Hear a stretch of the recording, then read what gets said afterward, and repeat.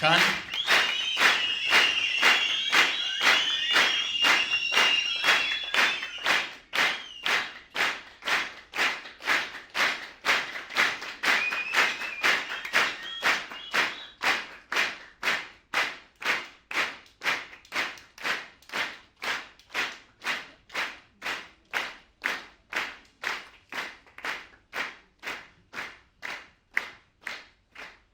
tole. Kun ibsaa isa kan elektirikaatii, inni kun immoo isaa akkasitti abiddaan boba'eedha. Lachuun isaayyuu ibsaadha. Ibsaa kan biraan asiin bobeeffamee jira. Waaqayyo immoo sagalee isaa ifaatiin as dhufeera. Namichi kana hojjetee yoo dogoggoruudhaaf baadhee Thomas Edison namichi jedhamu ampuulii isa kana jechuudha. Nu argamsiisuudhaaf yeroo hedduu yaalee jedhama. Kana argachuudhaaf yeroo hedduu yaalee akka jedhanitti gara 10,000 irra deddeebi'uudhaan gara yeroo 10,000 akkas irra deddeebi'ee argate. Yeroo isheedhuma argatu jedhama. Gammadee mucaa isaa xiqqootti kennee jedhama. Mucaan suni harkaa mucucaatee hin cabe. Ammas haaraa lafaa kaasee hojjetee jedhama. Akkasitti nuyi gadi baanee manuma keenya keessaas baanee xaqqoonee bobeessina. Garuu rakkina baay'ee booda ifa ta'e. Inni maqaan isaa Yesuus jedhamu tokko garuu waggaa 2000 dura ifa guddaa tokko fide. Ol gubbaa waajjira Waaqayyooti. Gara dukkana rakkina keenyaatti gadi bu'e. Ibsaa yoo lafa dhee cabuu hin dandeenye hunda keenyaa fidee sokke. Ifisaa biyya keenya irra jira. Yesuusis ifa isaa nu fiduudhaaf rakkina baay'ee keessa darbeera. Dallaasaa waa keessatti dhalateera. Achi ba'ees rakkina guddaa argeera. Garuu ifi biyya lafaa gara biyya lafaa dhufe. Ifichaaf Yesuusiif galanni haa ta'u. Egaan barumsa keenyaarraa kallattiidhaan isinii jalqabuudhaaf kanaan dura akka waldaa wangeelaa Oromiyaa Naqamteetti barumsa marsaa garaagaraa koreen leenjii guddina hafuuraa akka kanaatti qindeessaa turuunsaa beekamaadha. Jalqaba akkuma Waaqayyo mul'ata kana gara keenya fiduun dargaggeessa du'e kan jedhu barannee namooti baay'eenis du'a hafuuraaf du'a foonii keessaa kaaniiru. Ittaansinee eessaa gara eessaatti deemnaa kan jedhu kallattii deemsaa barree gara jireenya hafuuraaf gara amantii dhugaatti deebineerra. Ittaansuudhaan qabeenya qabaa dhabe jenneetu namni iyyuu qabeenya jennee namni qabeenya isaatti akkamitti akka fayyadamuu danda'u waa'ee qabeenya isaa kan uumamaas kan faayinaansiis kan albuuda garaagaraas kan namaas barannee kutaa tokkoof kutaa lama barannee xumurre. Akkuma kana lafti hin qabamne baay'een utuu jiru maaliif qabamtee dhaabattaa kan jedhu kitaaba Iyyaasuu sababeeffannee barumsa bareedaa baranne. Ammas Waaqayyo nu gargaaree isa yeroo ammaa kanaan immoo ifa dukkana garasi. Dukkan nutti baay'annaan ifatti lallabuutti kaane. Kanaaf kaayyoon barumsa ifa dukkana garasii kuni namni barumsa kana barate amantiidhaanis kan fudhate xumura barumsa kanaatti dukkana keessaa ba'ee gara abdii ifaatti ce'a. Oo galata barbaachisa kun Waaqayyoof.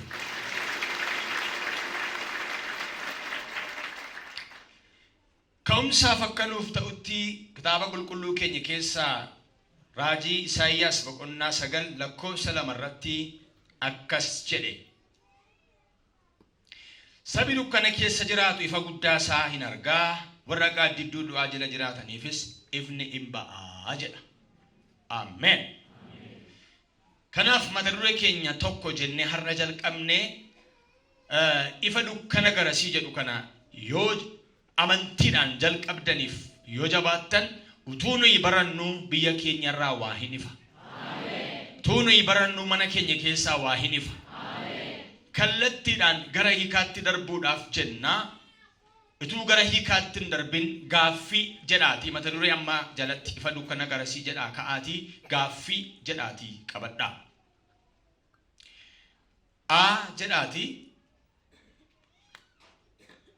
jedhaati bara jiraatte keessatti rakkinarraa kan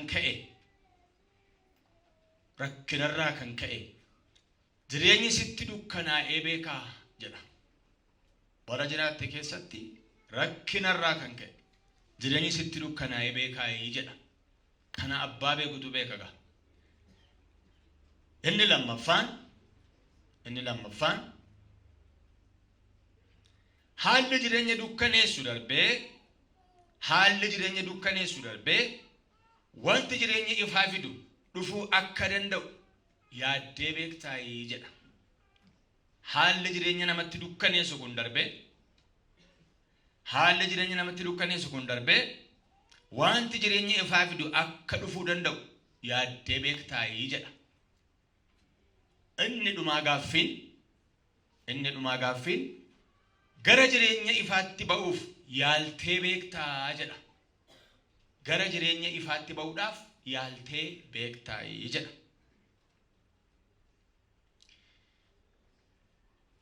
tole egaan kutaa nuyi keessa akka ka'umsaatti kaane kitaaba raajii Isaayyaas boqonnaa 9 lakkoofsa 2 sabi dukkana keessa jiraatu ifa guddaa isaa hin argaa warra gaaddidduu du'aa jiraataniif himni hin ba'a kan jedhu Isaayyaas hiikamti maqaa isaa iyyuu Waaqayyo ni fayyisaa jechuudha. seenduubee Isaayyaas yoo gabaabsine ilaalleef seenduubee Isaayyaas jettanii yoo qabattan seenduubee Isaayyaas maaliif kitaaba Isaayyaas keessaa waan kaaneef waa'ee Isaayyaas xinnoo ishee haasofnee itti darbina. hiikaan maqaa isaa Isaayyaas jechuun Waaqayyo ni fayyisaa jechuudha. Waaqayyo ni fayyisa. Isaayyaas kun raajitti akkuma isaa raajii dubbatu tokko fuudhee ijoollee dhiiraa 2 irraa godhate. gara waggaa 66 nama jiraateedha. Isaayyaas kun gara waggaa 66 jiraateera. Isaayyaas kun bara mootummaa Minaasee keessaa magaaziidhaan bakka lamatti baqaqfamee akka du'e seenaan hin dubbataa. Ibroota 11:32-40 hin argattu. Isaayyaas raajii isaa keessatti yommuu raaju waa'ee ifaa, waa'ee fayyinaa, waa'ee furamuu, waa'ee yaadatamuufaa dubbata. fayyina jireedha, furamuu jireedha, yaadatamuu jira jedha. Ameen. kitaaba isaa kan barreesse Kiristoos dura bara 701 ture. kitaabni isaa kun kan barreeffame Kiristoos dura bara 701 ture. yeroo kitaaba kana barreessu umuriidhaan nama waggaa 40 hanga waggaa 66 gidduu nama jiruudha. yaaduma isaa qaqqabattu kun seensuma dhimma Isaayyaasidha. egaan Isaayyaas raajiinsaa boqonnaa 66 qaba.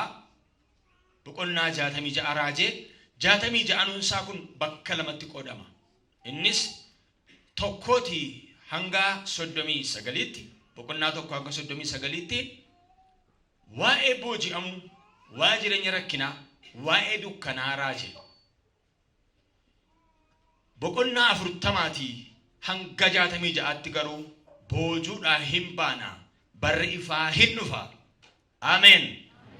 kanaaf dhaqee Isaayyaas 61 irratti ulfinni Waaqayyoo sii dhufeera, ifni kee sii dhufeera.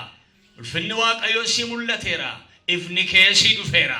Ka'ii ibsii jedhee waa'ee ifa, waa'ee milkaa'uu, waa'ee boojuu keessaa ba'uu dubbata. akkuma kana 60 irrattis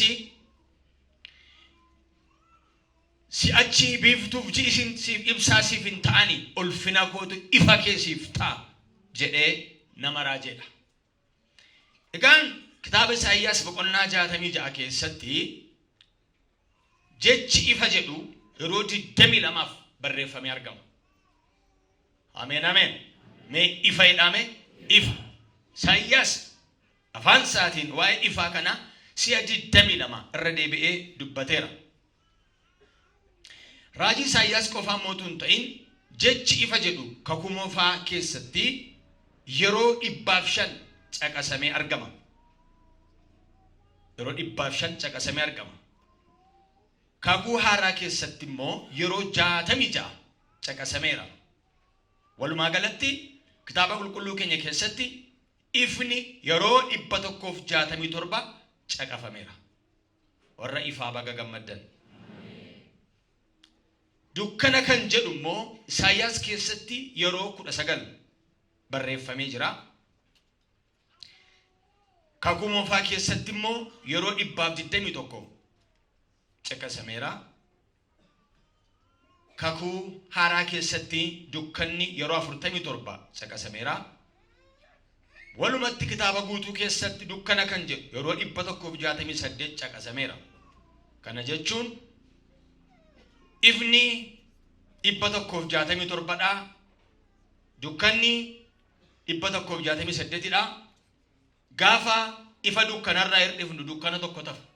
Dukkanitti nama hin rukutamti. Oh, kanaan nu rakkiftedha. Gaafa inni herrega isaa hojjedhu dukkana tokkotu ifa caaleerraa hafe gaafa irraa hirdhisnu amma dukkanittiin hin galagalti. Mee harka keessarraa isaa. Dukkanni milixxee hafte gaafa irraa hirdhisnu ifa jedha dukkana jedha ifa jedha dukkana jedha. Gaafa tokkoon wal caalan 167 ta'anii gaafa irraa hirdhinu dukkana tokko tafe dukkanni tokko hafteetti dukkana kana barumsa kana Waaqayyo hin dhidhimsa. Barumsa yoo ta'e illee afurri Waaqayyo amma dukkana mana keetti tafe tokko dhabamsiisuudhaaf barumsa kanaan sii ka'eera. Laphee kee hin fageessin Waaqayyo dukkana biyya kanaa rukutuudhaaf ka'eera.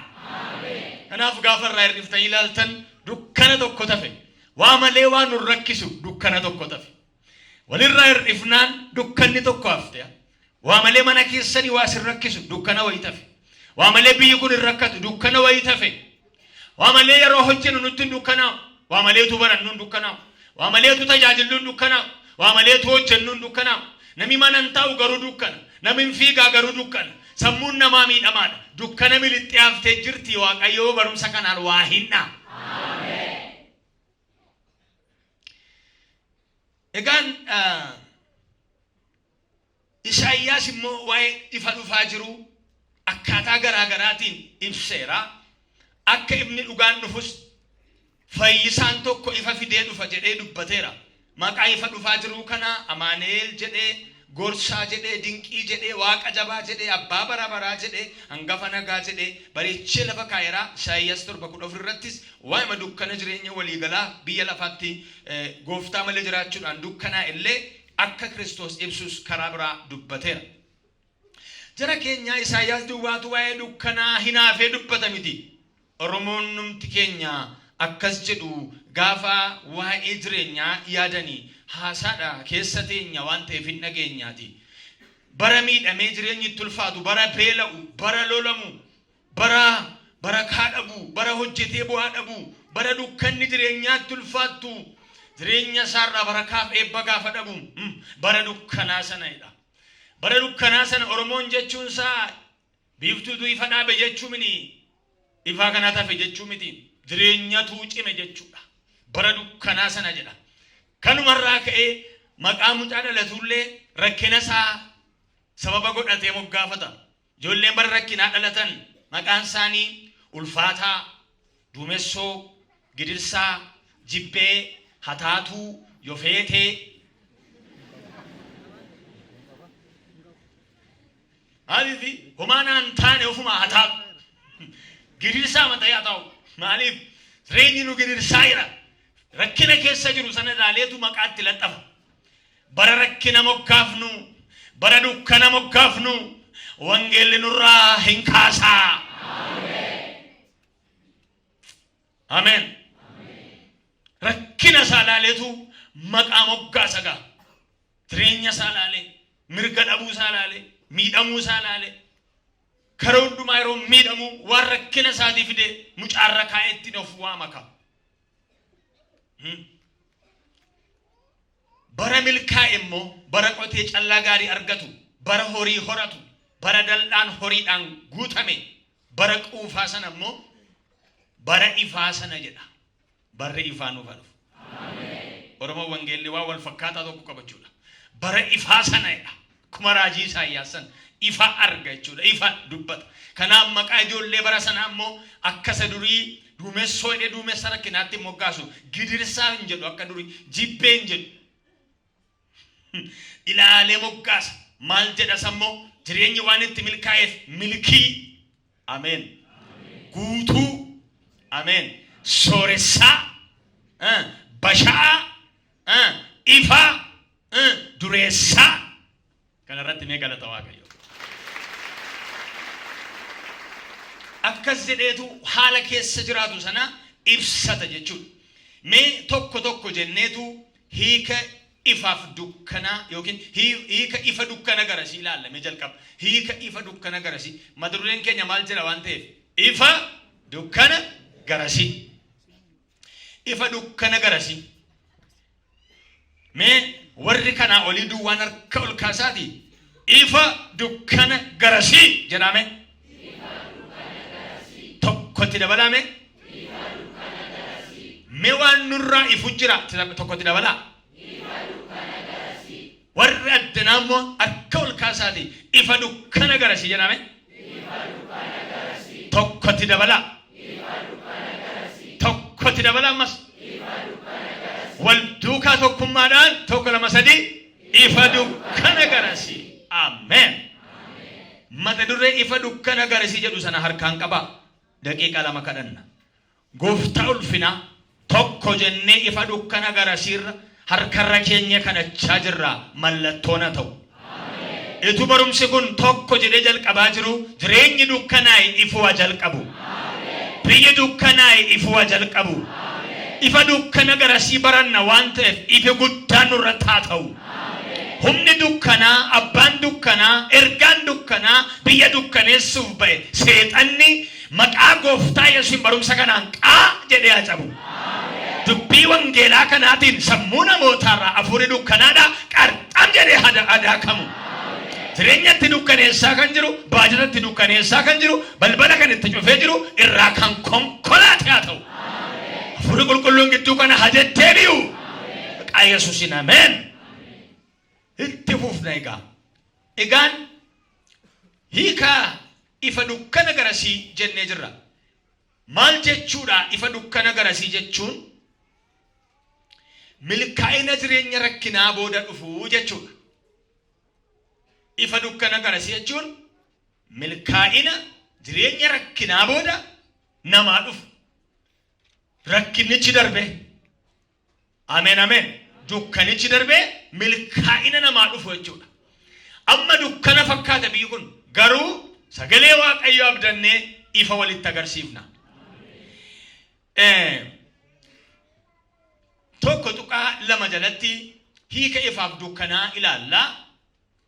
Mee hiika ifaa ilaalla jalqaba kana. Jennee hiika ifaa ilaalla. Jechi ifa jedhu afaan warra Giriikiitiin foos jedhama. Afaan warra Giriikiitiin foos jedhama. Jechi ifa jedhu foos jedhama.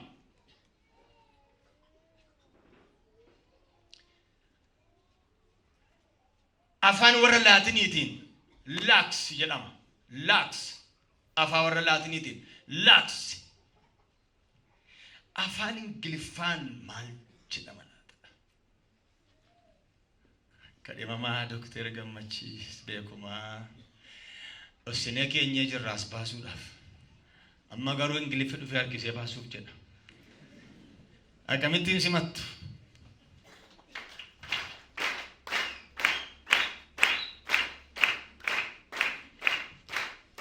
Gammachiis beekumaa Takiluu beekumaa. Ameen. Amma Ingiliffa kana maayifanii hin danda'an. dandeessu garuu. Dhugaa ofirratti hin beeku ree. Mee maal jedhama ree warra Giriikiidhaanii waa yeroo barannu waa koorsii muraasa waan dubbiseef itti jedheeraa kan laatinii kanaatti mokkareera kana warra Ingiliffaa kun ifa kan jedhu kana mee dhaloonni arganii maal jedhama laata? Inni beekamaa isaa light kan jennudha. Ameen. Kallattii maal jechuudha? Nan ibsaa? Arre?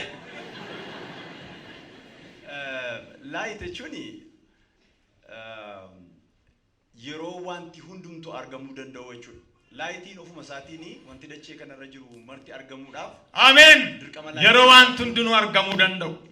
Sammuun dhokates, jireenyi dhokates, baajati dhokates, dookimentiin dhokates, biyyi dhokates yeroo inni argamuu danda'u. Ifa isin irratti haa ba'u. Waan tokkoon argama taanaan laayitii jira jechuudha. Hiika baay'ee salphaadhaan jechuudha. Amma luba argaan jira, siniin argaan jira, ifa jira waan ta'eef ol argina. Ammatu ibsaa kana balleessinee halkan sa'aatii 6 keessa 7 keessa 8 keessa iddoo kana dhufneeti waliin arginu. Maaliif dukkanadha waan ta'eef ifni hin jiru jechuudha. Kan ifaa fiteera. Walitti deebiin achuma dhaabatu. Eeyyee Waaqayyoof haa galatu afaan Ingiliziitiin light jedhaniiru dhuguma. Light bright kan jedhanis jiru fakkaata. Sunny, illuminate, illumine, illum, radiate kana kana afaan jedha. Ammatu itti bu'ee dubbiitti natti baay'isu waan ta'eef ittiin cimsu kana caala. Egaa erga ifni waan hundumaa mul'isuudhaaf dhufa ta'e yeroo ifa kana dukkana keenyatti lallabnu jireenyi kee dhokate hin argama. Lakkaa jirta ifatu hin jiruuf dhokatte malee. Jirta maaltu si dhos haala dukkanaa si dhosse malee. Egaa dukkana inni jennu moo hiika dukkanaa moo qabadhaa? Hiika dukkanaa jedhaati. Hiiki dukkanaa moo afaan warra Giriikiitiin iskootaadii jedhama. Iskootaadii. Afaan Laatiniitiin tenebriis jedhama. Afaan Ingiliffaan maal jedhama? Afaan Ingiliziitiin wordii isaa dark seenuudha. Dark. Exactly darkidha. Darkii yeroo jennu garuu akkuma amma isaan afaan Ingiliziitiin jecha baay'ee tarreessanii contextually jecha baay'eedhaan ibsuu dandeenya darkii. Garuu hiikni isaa dark jechuun absence of light jechuudha. Ifni yeroo hin jirre jechuudha waan kan biraan qabu. Yeroo ifni hin jirre jechuudha. Karaa lamaaniin kan hiikuu dandeenyu. Yeroo ifni hin jirre jechuun halkan jechuudha. Yeroo dukkana halkanii waa hin argine jechuudha. Dark total darkness jechuudha. Inni kan biraan garuu hiika alkallattiitiin immoo gloomy kan jedhamu qaba. Gloomy jechuun hiika detailii qaba. Asitti daqiiqaa baay'ee fudhata waan ta'eef hin ibsu garuu yaaduma gabaabaadhaan gloomy jechuun stress jechuudha. Stress jechuun immoo karaa kan biraadhaan yeroo hiiknu no mood jechuudha. Waa hojjechuuf moodii yeroo hin jirre jechuudha walumaa galasaa. Gloomiin yeroo moodiin hin jirre depressed stressed jechuudha. Barachuun moodiin hin jiru, tajaajiluun moodiin hin jiru, dargaggoota. Moodiin koo sirrii miti jedhan. Moodii kan jedhu afaan Oromootiin daayirektii waan ta'an fayyadamu amma hin jiru. Garuu miirri isaa haalli isaa jechuudha isin qubsu gaa. Miirri isaa haalli isaa hin jiru, moodiin hin jiru jechuun dargaggoonni baay'ee beeku kana.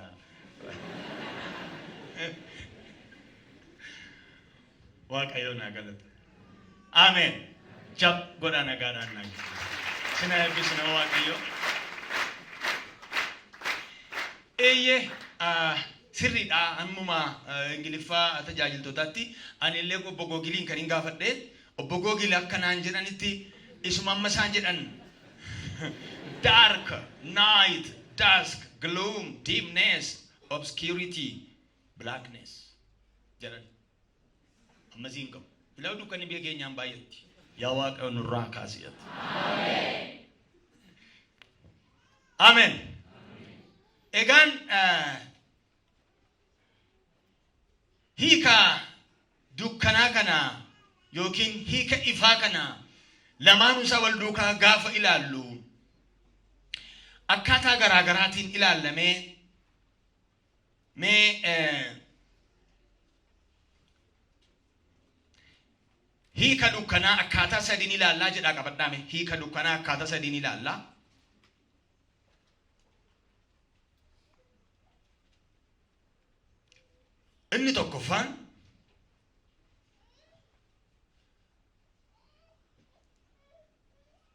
Inni tokkoffaan akkuma hiika biyya lafaa kanatti akkuma amma ilaallette jechuudha. Akka hiika biyya lafaa kanatti yaa bulaallu bakka ifni uumamaa fi kan namtolchee hin jirredha. Ifni uumamaaf kan namtolchee hin jiru taanaan dukkana. Yoo hiikma isa irra isaa keessaa ilaalle akkuma biyya lafaatti jechuudha. Ifti uumamaa jechuun urjii fi biiftuu ji'a fa'a. Namtolcheen immoo kun warra amma argamaa jiran kan jiran taanaan dukkanaa'eera jedhama. Akka sagalee Waaqayyootti gaafa hiikamu garuu iddoo Yesuus hin jirre, nama gooftaa hin qabne, ameen, biyya gooftaa hin qabne, mana gooftaa hin qabne dukkana. Sirriimoo sirriimi. Isin gara dukkana sodaachisaa, gara dukkana rakkisaa keessaa gara ifaatti waamamtan jedha. Gaafa sana biiftuutu hin jirure. Garuu Yesuustu bira hin jiru. Hafuura Waaqayyoon qaban. Lammaffaan dhalanne hin amannee jechuudha. Biyya warra hin amaniniiti bari'ee sa'aatiin ja'ayyuu halkan. Irran deebi'a. Biyya qe'ee namanne biyya warra namanin jiraniiti mee guyyaa saafa sa'aatiin ja'a torbame halkan. Dukkana deewaama Waaqayyo. Amatu biyya Waaqayyoo faanattanii akkam warra Waaqan beeknen akkam guyyaadhaatu jettanii dukkanadha. Waaqan qaban taanaan dukkana. Halkanii guyyaan hin jiru dukkanu.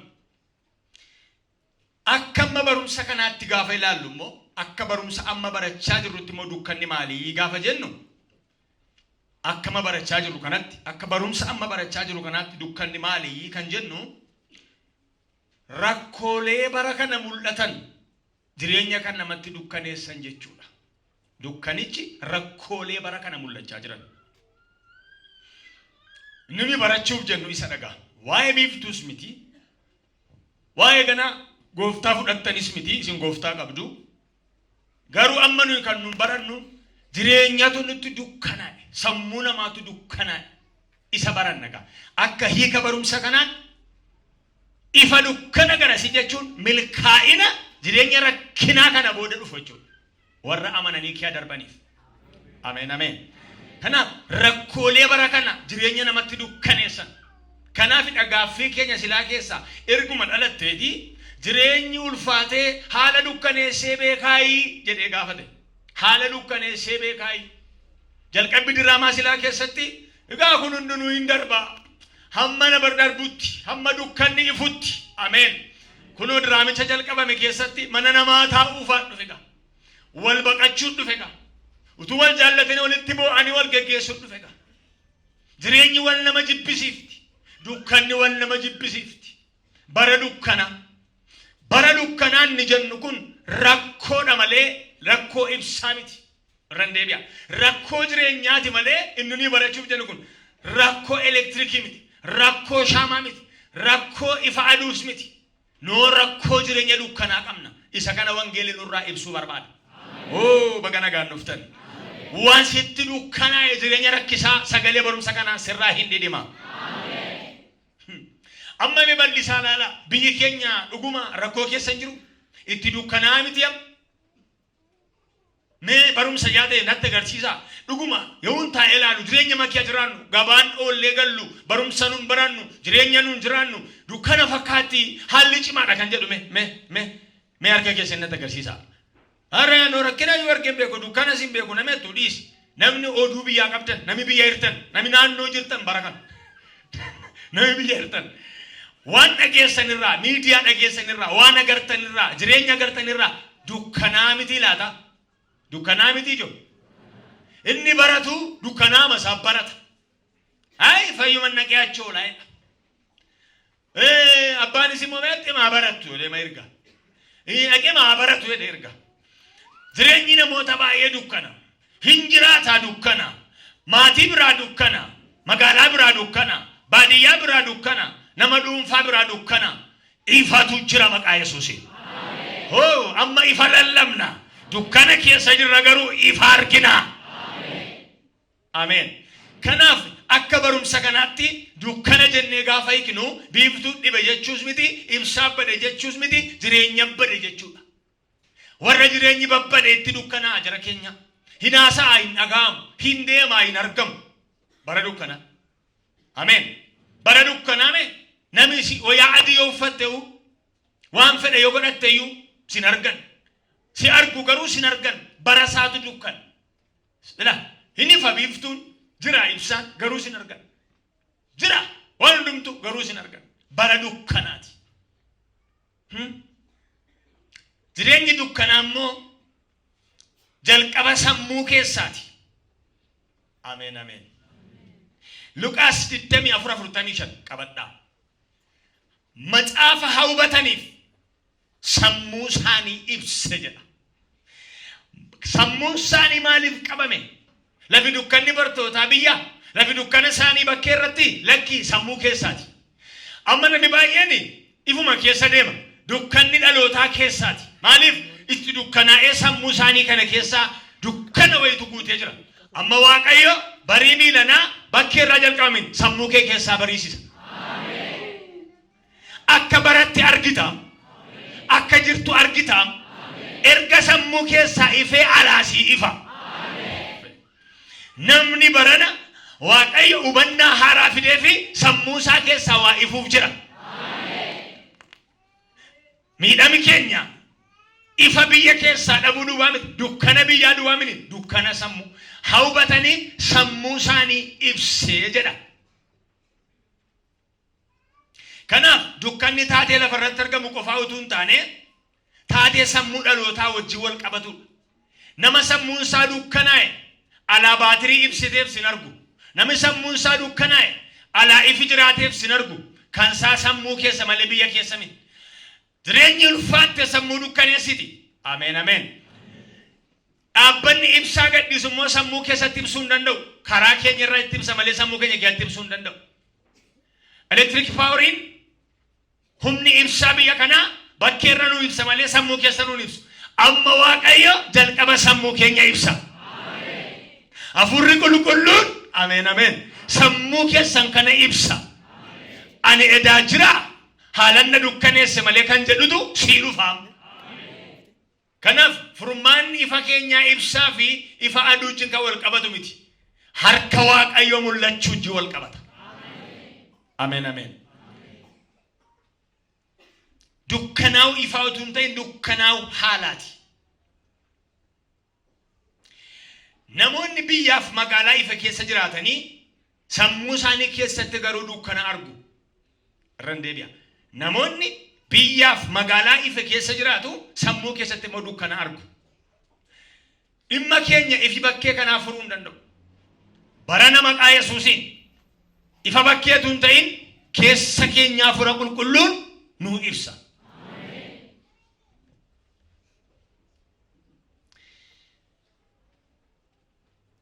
Nama jireenyi itti dukkanaa'eef guyyaatu halkan. Kana qabadhaa. Nama jireenyi itti dukkanaa'eef guyyaatu halkan. Sa'aatii 7-6 keessa deema garuu halkan. Isaaf ammayyuu halkan. Namni bareera wal keessa deema inni isin deema garuu halkan. Kanaaf ifa bakkeenaatu hin ta'in ifa jireenyaatu akkas godhee jira. Warra ifi jireenyaa isin jalaa qabame guyyaatu dukkana Waaqayyo dukkana kana nurraa kaasa. Seerrumti sagalee Waaqayyoo immoo dukkana kee ta'anii ifa lallabu. Gogii keessa ta'anii rooba lallabu. Duumessa nagartanii boolla baay'isaa qotaa Waaqayyo hin guutaa. Hin agartan hin agartu immoo. Ameen ameen. Ifa nagartanii ifa agartu immoo. Akka maatiitti ifa argaa hin jirtan, akka aanaatti, akka zooniitti, akka waliigalaatti, akka godinaatti argaa hin jirtan. Dukkana kee teenya ifa lallabna garuu. Mee ifatu natti argama jedhame? Kanaafi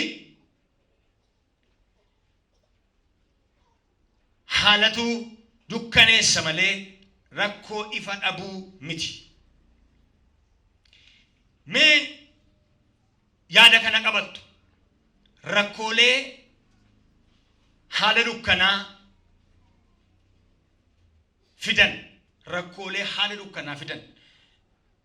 Amma namni gaafa jireenya ulfaatu guyyaa matu dukkanaa jenneerra. Inni fagaruu dukkan. Maal fa'i isaan rakkoolee haala dukkanaa kan fidan. Rakkooleen dukkana namatti fidan. Inni tokkoffaani nageenyi dhibamuudha. Nageenyi dhibamuun biyya tokko dukkaneessa. Ermiyaas 6:14 waa'ee nagaa yommuu dubbatu nagaadha jedhanii dubbatu jedha Ermiyaas. Nagaan garuu hin jiru jedha.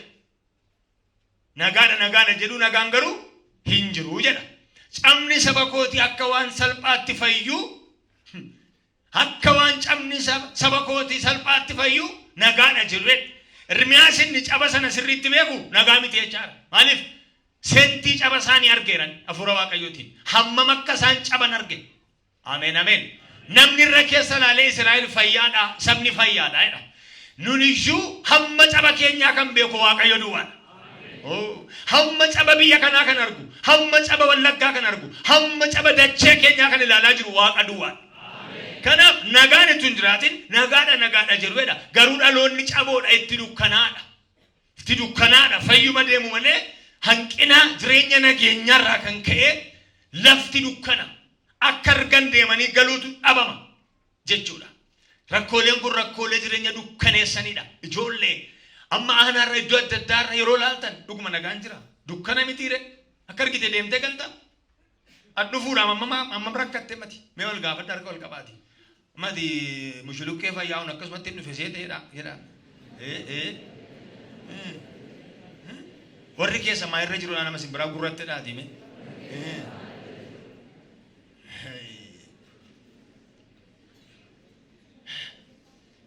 Nagaadha jedhuudha. Gaarummaan saba eessa nagaadha jedha jennaa hundumtuu wal dubbisee nagaadha garuu dukkana cabadha miidhamadha. Haala dukkanaa kan fidani inni lammaffaan hadhaa'uu jireenyaati. Hadhaa'uu jireenya. The bitterness of life. Hadhaa'uu jireenya. Ruut boqonnaa 1:19-20 No'aamii kan jedhamtu beelli biyyatti buunaan taa'een du'u jettee ijoollee ishee guurrattee abbaa manaa ishee wajjin biyyaa baate bara buqqa'u aduu kaartu hadhaa'uu jireenyaa bara buqqifamu bara buqqa'u bara buqqaatiin uummataa ulfaate akka sanyii bara keenyaa kan maatii ishee wajjin buqqaate sokkite abbaa manaa ishee fi ijoollee ishee lamaan fudhattee biyyaa baate 4 ta'anii ba'an Beetelii ba'anii Mo'aabitti badan barri nuu darbaadha dukkanni kun hin darbaasiyanii gaafa dhaqanii isaanii waggaa 10 taa'u immoo beelli isaan baqatan hordofee duukaa ka'e quufin isaan barbaadan immoo deebi'ee gara isaan baqatan immoo Beetelitti immoo dhufe immoo wal jala darbuu jireenya gaaf tokko waa dubbadheen ture jireenya wal jala darbe Naa'omiif jireenya wal jala darbe kan jedhuun barsiise bara jireenya hadhaame wal jala darba akka kaarruu sare wal jala darbaa jireenya mi wal ito keessa ilaalaa jireenyi wal jala darbee beekaa mana keessaniidha jedhame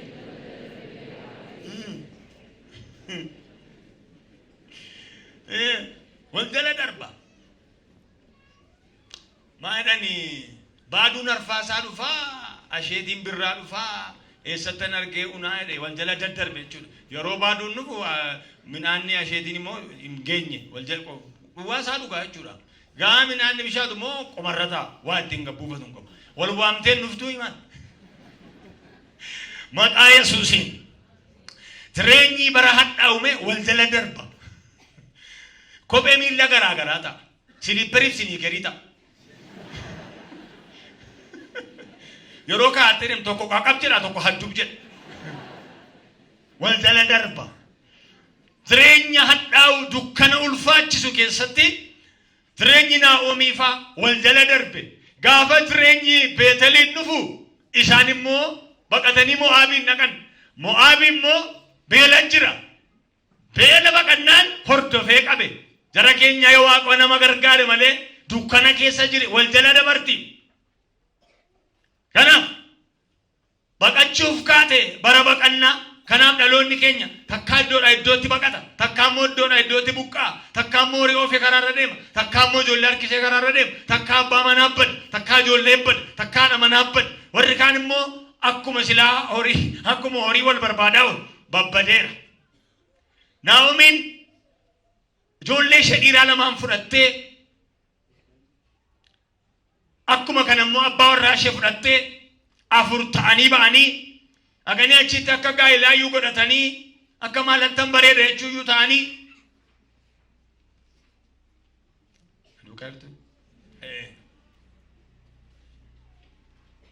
akka faarfachuu ta'anii jireenyi immoo dhufee irratti lafa dha'e, beelli immoo irratti lafa dha'e. Ijoollee dhiiraa lamaanuu isaanii jala ajjeese.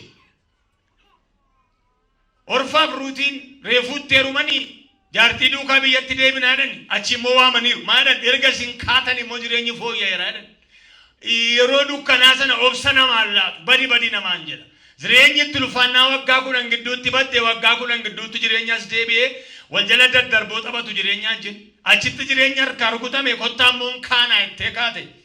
Gaafa kana orfan haadha manaa mucaasa tokkooti. Anoosima duukaan deemaa ittee lama ta'anii Ruutii jin kaanaan bahana biraa deebi'aa maal hojjettu na biraati. Jireenyi natta dhaayiraa innaani orfaan biraa deebite Ruutii jin dhufan. Gaafa isaan mandaratti siqan mandarri gadi yaa'anii Nu'aaminiin hin dhuftee jedhan. Nu'aaminaan hin jedhinaa. Nu'aaminii jechuun faana toleetti jechuudha. Anoo jireenyi dukkanaan rukuteen harkatti hadhaa'eera. Maaraa naan jedhaa jette. Maaraa jechuun hadhaa jechuudha. Sababiin isaa jette harka guutuun manaa ba'ee harka duwwaan galee jette. Dhuguma istaatiksiisaa gaafa hojjennu gaafa manaa ka'an nama 4 gaafa galan nama 2. Bara jireenya achii gadi. Meeqa ba'e meeqa gale?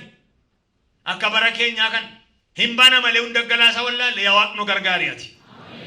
4 ta'anii ba'anii 2 ta'anii galan. Istaatiksii obboloota dhiiraatiin gaafa deemnu immoo gaafa jalqaba dhaqan dhiirri 3 dubartiin 1 gaafa galan immoo dubartiin 2 dhiirri 0. Nu gargaari gooftaa. Isiniin galle. Abbaa manaa ijoollee ishee dhiiraa lamaan dhiira 3 turan. Sadanuu achitti du'an. Abbaan manaa Nu'aamis hin du'e. Maayilooniif Kiliyooniin kan jedhaman ijoolleen ishee lamaan hin du'anii. Istaatiksiin gaafa deemnu jireenya dukkanaa sana keessatti dhiirri 3 hin du'an. Istaatiksi dhiiraan 0. Obboleettii immoo tokko dabalatan of fedhe dubartii 2 deebi'ee galee dhiirri 3 achitti hafanii dhumanii jechuudha. Kanaafiyyuu gaafa dhaqan nama 4 gaafa galan nama 2 jireenya achii gadi yaa Waaqni nu gargaariyaati. Bara dukkanaa akkasii.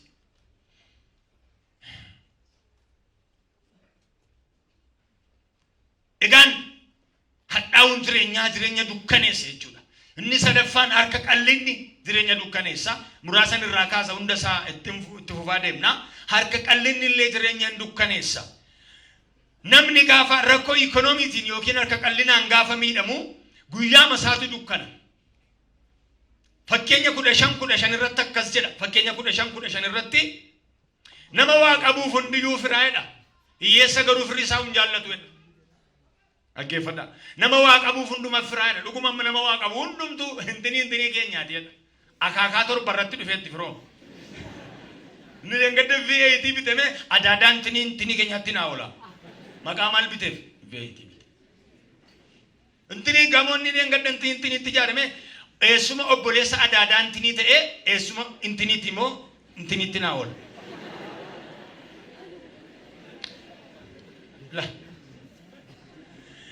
Yoo kan waan qabne ta'e garuu maatii tokko ta'eetu anoon beeku safarumadha garuu safarumadha. Karaa tokkorra galla. Wal beenna dur jedha. Kanaaf nama waan qabne isaaf bara dukkanaati. Fakkeenya boqonnaa 18 yommuu dubbistanii akkas jedha gara lakkoofsa 83 kanarratti sooressi sagaleensaa guddaadha hiyyeessi garuu sagaleensaa xinnoodha jedha. Maaliif dukkana keessa jira dandeenna hin dubbatu. Xinnoodha jedha. Tooniidhaan beekamaadha Solomoon ani hin beekon. Toonii irratti bartu jedha. Yeroo liqii dhaqweedha xinneessee gaafata taa'e liqii waan ta'eef guddisee haasa'uu hin danda'u. Yoonni gaduma qabee yeruma inni warra manaa dubarta. Warra manaa du'ee gad du'e guddaa ta'e. Maaliif yoo xinnaasee gadi buusee dhaqe malee hin argatu. Inni waa qabu garuu maal barbaaddeedha guddise. Maaliif isaaf bara dukkanaa isa kanaaf bara ifaati. Kanaaf bara sana keessa sagaleen namaallee hin dhaga'amu jechuudha. Bara dukkanaati. Waaqayyo nu gargaara. Egaa yeroo rakkooleen jireenyaa haala namatti dukkaneessanii maaltu ta'a? Yeroo dukkanaa sana keessa mee wantoota mul'atan ani isinitti mee yeroo kanaa walitti qabaa dhufna. Yeroo dukkanaa kana keessa wantoota mul'atan. Egaa yoo dukkanicha haalli sitti dukkaneessu keessa jiraatte malee siin galu. Namni waa'ee kanaa yaadaa jirtan mee waa'ee maatii keessaniis, waa'ee biyya kanaas, waa'ee dachee keenyaas fiilingii kan qabdan, waa'ee dukkana keessa jirtanii kanaa kan yaaddan ammas harka keessa raasaa. Sirriitti akkan argutti raasaa. Yeroo dukkanaa kanaa waan namatti dhaga'amtu jirti garuu Waaqayyo hin dabarsa. Yeroo dukkanaa keessa waan namatti dhaga'amu, waan namatti mul'atu jechuudha. Inni tokkoffaan utuma waan dhimma baasu baatanii dhokatu. Baratti bara maaliiti waan ta'eef? Bara dukkanaa keessa. Waan dhimma baasu baatu garuu hin dhokatu. Albuuda gatii guddaa qabu sirka jira garuu hin argamtu. Maaltu jira? Dukkanamni maali? Dacheemti kun jedha seera uumamaa boqonnaa tokko lakkoofsa 2-5. Dacheemti uummata amma kana baatu kun jedha. Gamoo hamma kana baatu kun jedha. Konkolaataa amma kana baatu kun jedha. Bara jalqaba uumamte dacheen kun jedha. Hin dhokatte jedha. Dukkanatu irra ture jedha. Dacheen jedha bifan qabdu jedha. Dukkanatu ture jedha. Dukkanicharra immoo callabbootu jira jedha. Isarratti immoo onaadha jedha. Bifan qabu jedha. Dukkana turra ture jedha. Dacheen waan amma kana ga'u baattu kummee dukkana jala turte. Gaaf tokko garuu jedha Waaqayyo sagalee isaa dubbatee jedha ifni haa ta'u. Haleluuyaa. Lafuma dhokatte kanarra dubbatee sagaleen dhufeetu ifni haa ta'u. Mee jedhame siniyyume ifni haa ta'u. Dabalaa jedhamas ifni haa ta'u. Tokkotti dabalaa ifni haa ta'u. Gaafa ifni haa ta'u dhamme bok jennaan ifni ta'e. Dukkani lafarra jiru hin baqate. Waaqayyo lama tokko haa ta'u jennaan hin ta'a. Dacheen utuu jirtuu dhokatte kun hin argamte. Maqaa ifa sanaas guyyaa jedhee waan. Dukkana ishee baqatteen immoo halkan jedhee waan. Halkan ittiin jedhe. Kana booddee dacheen ifa argite. Ifa argitee misoomaaf taate. Hin beekamte. Albuunni garaa garaa akka irra jiraatutu beekame. Jecha kana qabadhaame warqee dukkana keessaa dhagaa se'anii irra ejjetu. Kana qabadhaa. Warqee dukkana keessaa dhagaa se'anii irra ejjetu. Garuu maali? Warqee. Garuu maal keessa ta'e? Dukkana keessa ta'e. Namoonni ayyaanni keessan, mul'ati keessan, barumsi keessan, fiildiin keessan waan jibbamaa ta'e duwwaaf miti. Garuu dukkana keessa jirtu. Maqaa dukkana keessa jirtanii waan fideessin irra ejjeta. Warqeedha garuu haala badeem. Warqummaa badeeminiim haala badeem. Warqee guyyaa ari'anii qabantu halkan maqaa ta'eef dhagaadha isaanii irra ejjetu. Hin argan. Maal amma halkan waan bu'e hin argitanii. Qarshiin isaa badu, warqeen isaa badu yeroo ifu barbaanna kaa'ettu. Sirrima sirrimi. Haa ifu ka ganama barbaannaa jettu. Baay'een namaa jiraam itti deemale. Baay'een biyya kanaa jira itti deemale. Waaqayyo garuu ifa jirachaa jira. Haleluuyaa. Habari'u kaa jedhu hin barbaannaa habari'u ganama barbaannaa jedhu. Ruut boqonnaa 3 lakkoofsa 13 irratti akkas jedha. Qabadhaa. Ruut 3:13. Akkas jedhe Bo'aaz Ruutiidhaan. Ammallee miilluma jala ciisi hamma bari'utti jedhe. Yommuu bari'u garuu jedhe hin ilaalamaa dhimmi kee jedhe. Ameen ameen ameen. Ya Ruuti ishee qarmii funaantu. Ameen ameen. Ya ishee qarmii bu'attu. Hamma bari'utti miilluma jala ciisi. Ijoollee hamma bari'utti. Hamma ifutti jireenyi miilla jala nama keessi. Hamma bari'utti iddoo malee nama keessi. Gaafa Yesuus nama bariisisu. Gaafa kakuun nama bariisisu. Gaafa Yesuus nama bariisisu. Miilla warra waa qabanii jalaa kaataa. Iddoo gad deebi'aa sanaa kaataa. Iddoo isaan bareedee miniin eessa jiru? Miilla jala. Miilla jala. Hamma bari'utti jireenyi eessa? Miilla jala. hamma bara dhufutti jireenyi eessa? Miilla jala. Akkas jedhe Yaaqoob ergaa isaa keessatti yommuu namni uffata bareedaa uffatee dhufu asuma kottaa oluma darbaa iddoo bareedaa kana taa'aa jettu jedhe. Kanammoo jedhe uffata isaa laaltanii warqee isaa laaltanii waamtu jedhe. Yommuu namni moofaa ciccitaa uffatu, yommuu namni kophee hin qabne, yommuu namni miidhamaan tokko dhufu immoo jedhe achuma dhaabadhu. Kottu yookiin immoo miilla koo jalaan taa'i jettu jedhe. Warra miilla jala akka ta'an itti murtaa'eef Yesuus gara mataatti mul'ata kaasu ergeera. Bara jireenyi dukkanaa taa'umsi miilla jala. Ameen ameen. Bara jireenyi dukkanaa taa'umsi miilla jala. Asuma miilla koo jalaan taa'i jettu jedhe. Miilla koo jalaan taa'i. Ameen ameen. Bara rakkinaa gadadoo jedhu miti yeroo asaan waamichi ishee booddeedha. Taa'umsi ishee moonyeedha. Booddee waa marga nama waamanii fixanii namni guguddaan dhufe kottu kaatis immoo dhaluma tokkitti. Yoo dhufan iddoon qabame reessa teessisu moonyeer. Moonyee warri beektan hin dhaabataa.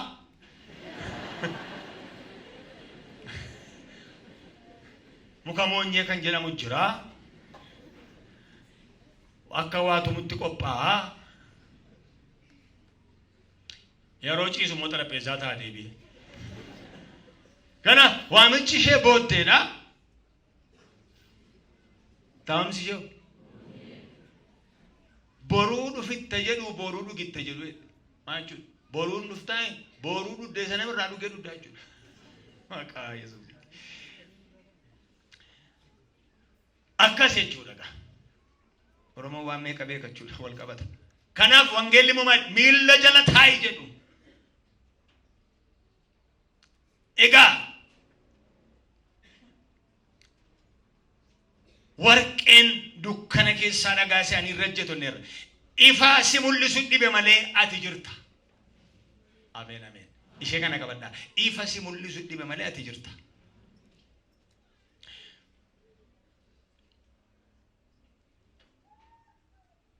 Bara dukkanaa gaa. Utumati bira jirtuu sin argan. Biruma jirta. Me dukkana keessa gaafa deemtan nama guyyaa beektan nun argin bartan. Maaliif? Isaa kuni maqaa sin argine dukkana. Baay'een keessan kana booda utuu jirtanii si wallaalanii Waaqayyo dukkana kana hin dabarsaa si baru. Utuu jirtu wallaggaa wallaalanii mee harka keessan raasa. Ay. Utuu jirru biyya wallaalamne utuu jirru dhaloota argamuu dhabaniif Waaqayyo dukkana irraa samatatat godhee kaasa. Wow, silayyuu asirtaati. Haleluuyaa. Silayyuu jirtuu sin. Ameen. Jirta lakka dukkanatu utuma si bira jiranii si dhosse. Kanammoo sagalee Waaqayyo addumaan dubbata. Luqaas 15:8 hanga 9 yommuu dubbistan akkas jedha.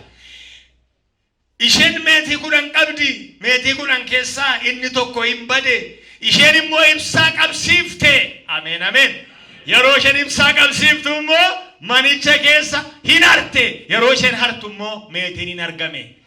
Lakka ibsaan hin bobaa mul'ati badee hin argama. Ibsaan hin bobaa biyyi badee hin argama. Ifa dukkana garasi. Ifa dukkana garasi. Meetiin sun manuma keessa bade fagoo mini. Ela jirta garuu ibsaan bade. Gaafa isheen dhuftu isheen jalqaba meetii barbaadde mini. Sabadee barbaadde mini. Atte ibsaa xaqqoon asuma dhiyoon argame. Kana booda Yesuustu ibsaa tokko si ibsaa. Warri si dhaban si argu. Meetiin hin barbaadamam garuu dukkana dhosse. Mana kee keessaa hin barbaadamta turte garuu waatu si dhosse. Biyyi kun hin barbaadama garuu dukkanatu irra taa'ee jira. Waaqayyo dukkana irraa hin saaqa. Haleluuyaa. Kanaaf ifa lallabaa jirra. Ela baay'een namoota barumsa guddaa baatan garuu mana keessa dhokatan akka meetii dubartii sana. Namoonni baay'een tajaajila guddaa baatu garuu dhokatanii jiru. Namoonni baay'een mul'ata guddaa qabu garuu dhokatanii jiru. Namoonni baay'een jireenya guddaa qabu garuu miidhamanii jiru. Biyyi baay'een jiru garuu dukkanatti itti dhufe waan ta'eef hin argamne. Amma garuu ibsaan bal. Ibsaan bal. Gaafa ibsaan achi bal jedhu inni dhokate ani kunooti. Yeroo achi meetichi argamu akkas jette naa gammada. Maal ibsaan dhufee meetii koo naa mul'ise.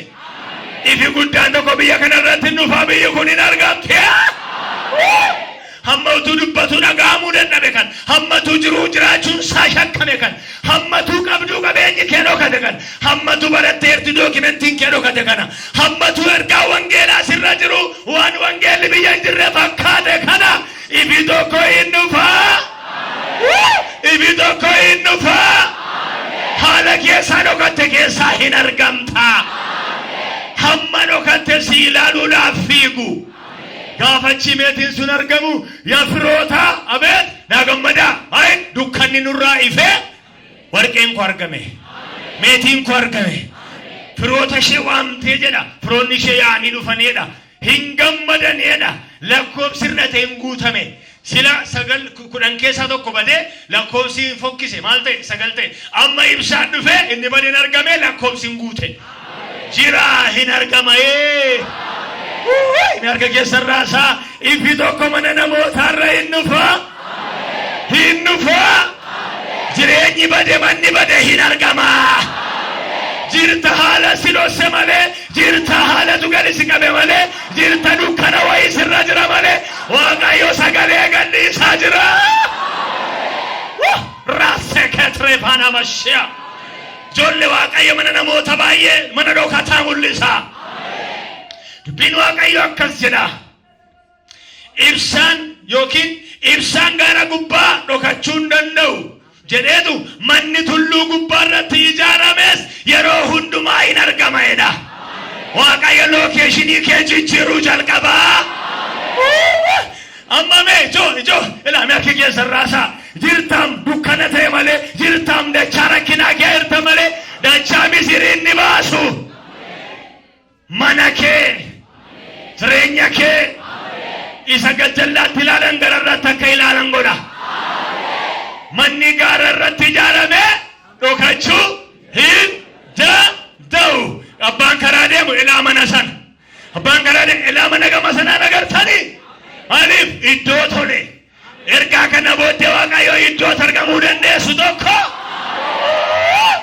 Haleluuyaa. Anatti waan dhufeera. Ameen ameen ameen ameen ameen. Dhaloota waaqayyo sagalee ergeera. Inni waa'ee manaa lallabu waa'ee keef dhufeera. Kara deemaatu ilaa mucaa sanaa. Ilaa mucaa sanaa. Ilaa boleessa sanaa. Ilaa maatii sanaa. Dukkana keessa turanii amma garuu gara gaaraatti ba'anii. Ibsaan gaara gubbaa dhokachuu hin danda'u. Homti nu ibsaa qabsiisee guuboo jala hin kaa'u. Ija dukkanaa nurraa galagalta. Ibsaan kee guuboo jalaa ba'a. Jireenyi kee guuboo jalaa ba'a. Noorri guuboo beektan. Guuboo beektu. Guuboo maa isheen? Waan itti waa bitaniifaa galan yookiin haamanii mana warri baadiyyaatti waa cirataniifaa galan haammatanii galan waan akkasiiti. Muuziifaa kanaan qaaqu waan akkasitti baasa. Waan akkasii bitanii irra gadi kaa'u taanaan ibsaa hin argamu. Ani immoo waan jedha. Ifa dukkana garasi waan si dukkaneessa sirraa garagara. Ila akkasa dhibeera guubootu narraa ka'a. Guuboon tajaajila keerra. Guuboon jireenya keerra. Guuboon biyya wallaggaarra. Guuboon dhaloota kanarra. Guuboon si awwaale. Guuboon si ukkaamse. Guuboon sirraa hin darbatamaa. Ifi sirratti hin ba'a.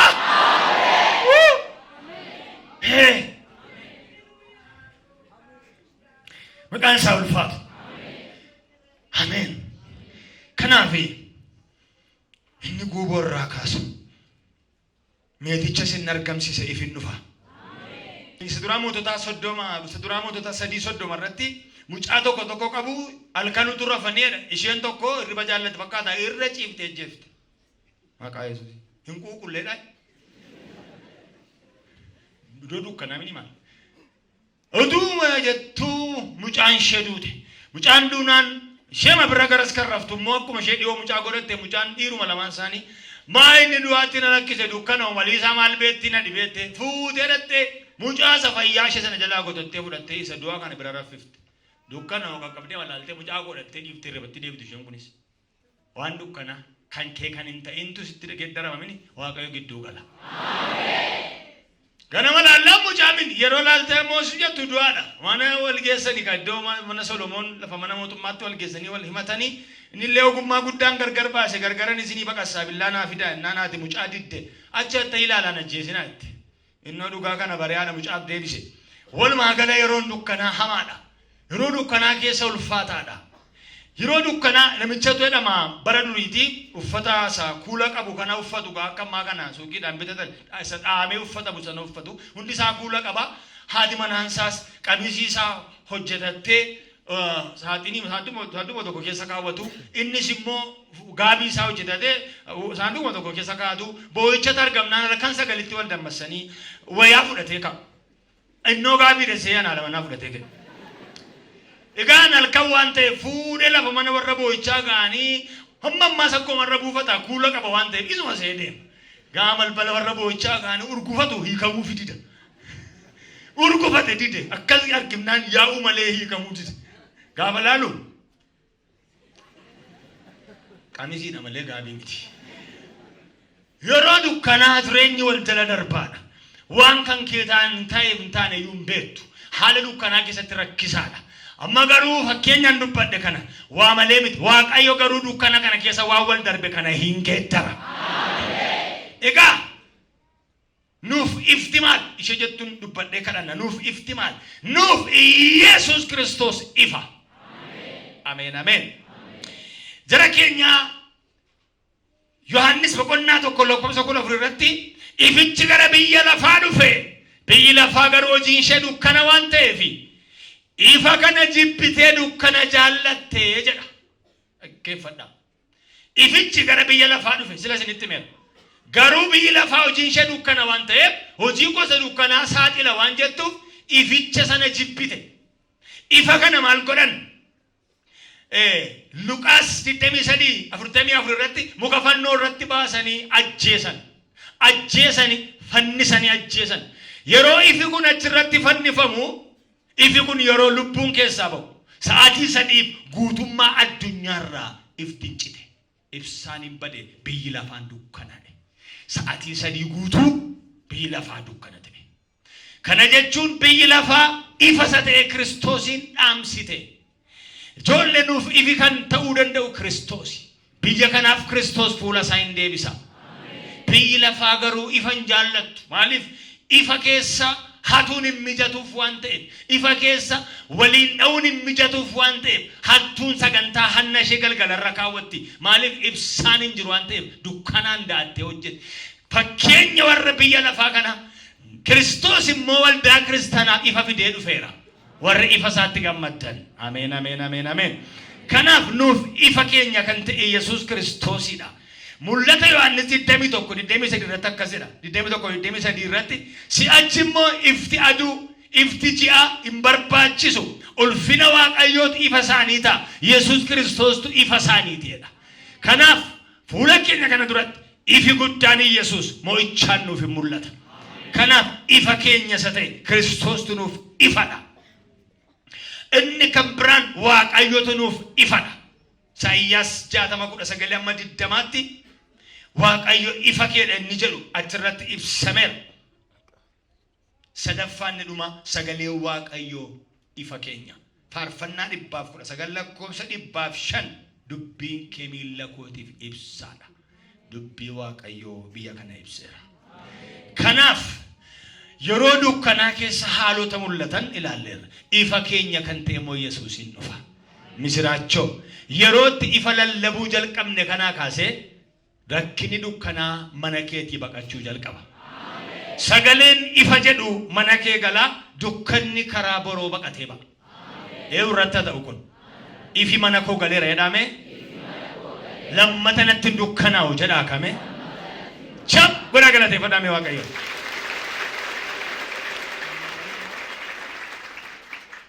hin kadhanna miilla keenyaan dhaabannee kadhanna. Harka keenya ol kaafne. Harka keessan ol kaasaa. Ifa dukkana garasii jedhame amma sirra deebi'aati. Harka keessan ol kaasaa. Ila itti yaada waan tokko jira buluu ta'u. Amma mana itti galtu yoo dukkana fakkaata. Ikonoomii irraa kan ka'e, jireenya irraa kan ka'e waan dukkana wayii tokko sitti dhaga'ama. Sagalee gadhiifameen biyya keenya irraa waa hin ifa. Woo! Mee nurraa ifa jedhaaka. Ameen ameen. Kana booddee mul'ati gatame argamuu jalqaba. Qeenati jibbite ifuu jalqaba. Hoo ifichi gara biyya lafaa dhufeera. Yesuus ifa biyya lafaati. Dukkanni si nyaatu. Gidiraan biyya lafaa si nyaatu. Sammuun joonjaa jiraatu kana booddee waa turraa bal jedhee ifa. Ijoollee waan dubbadha. Abbee baga gammadde siife kan jedhamu yeroon ga'eeraa jedhe. Ijoollee mallattoon ifaa mallattoo adiiti. Mallattoon dukkanaa mallattoo gurraachaati. Gurraachi sirraa ka'uye. Raasee pilaafaaniyaa. Inni sammuu si gurraachesse. Gidiraan biyya kanaa bara kanaa kan sammuu si gurraachesse. Waaqayyo gurraacha rakkinaa sirraa haxaa. Sirraa haxaa. Inni dukkanaan kuni sirraa hin ka'a. Ifi dinqisiisaan siif hin ba'a. Ifi hin ba'a. Mee yeroo ifaa jedhaaka. Yeroo ifaa jedhaaka. Mana koorratti jedhaaka. Jireenya koorratti jedhame. Nan arga jedhaaka. Ya dukkanaa jedhaaka. Narraa hin qolatan fedha. Ifi cinaa dhufeera jedhaa. Yesuus ifa kooteedha. Haleluuyaa. Jireenya dukkanaa keessaa gangaltee misiraachoo. Ifi gara kee dhufeera. Sagaleen ifaa gara kee dhufeera. Hin kadhanna harka keenya ol fudhanne. Ameen ameen ameen ameen. Maqaa Yesuus Kiristoosiin aboo mucummaa Yesuus Kiristoos naa laateen dukkanati keessa turte keessaa gara ifaatti si dabarseera. Dukkanati keessa deddeebi'aa turte keessaa gara ifaatti si dabarseera. Balbala dukkanaa sirraa cufee balbala ifaa sirratti baneera. Warra deemuudhaaf garatti deemtan kan nabdan haalli kan sirritti dukkanaa'e, hojjechuun kan sirritti dukkanaa'e, barachuun kan sirritti dukkanaa'e, daldaluun kan sirritti dukkanaa'e, tajaajiluun kan sirritti dukkanaa'e, arra maqaa Yesuusiin isatti daangaa godhee balbala ifaa sirratti baneera. Balbala ifaa sirratti baneera.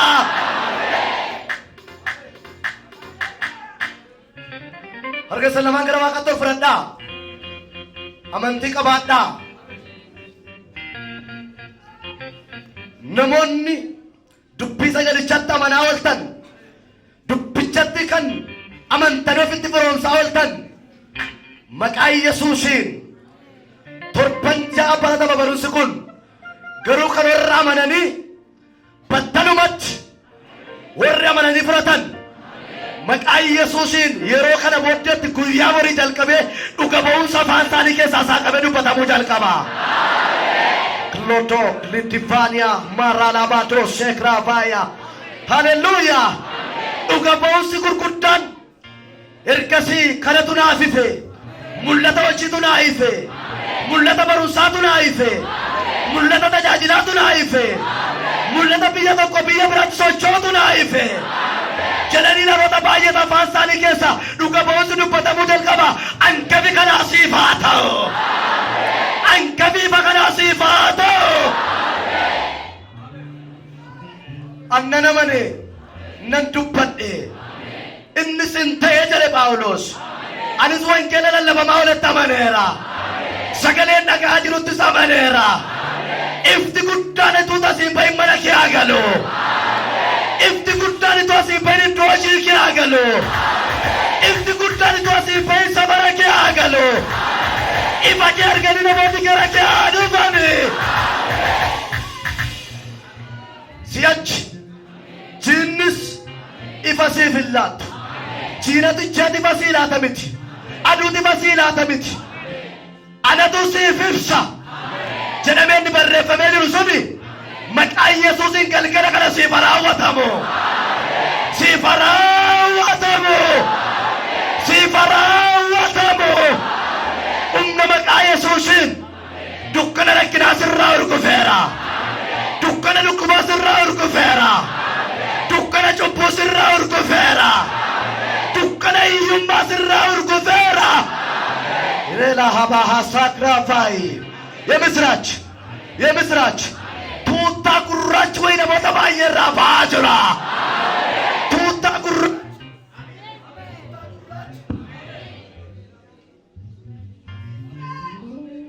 harkana malaba kanarraa kan hin taane harka gaa'onii wayyaadii uffatee waan gaa'onii gurraacha fakkaatu yeroo namni waaqayyoo humnaan guutamee lallabaa oole namoota muraasarraa gaa'onii gugurraacha harka dhufeerraa baasuun argaa. Namooti gaa'onii gurraachi kun irraa ba'e harki kun deebisee wayyaadii fagootti namarraa ifu. Fagootti namarraa ifu. Namatti fidee uwwisuun argaa. Relabaka tolitana maayaba. Bal'ifadhu harka kee bal'ifadhu. Ila namoota baay'eetu dhuga ba'umsa dubbachuu jalqaba jedheeraan.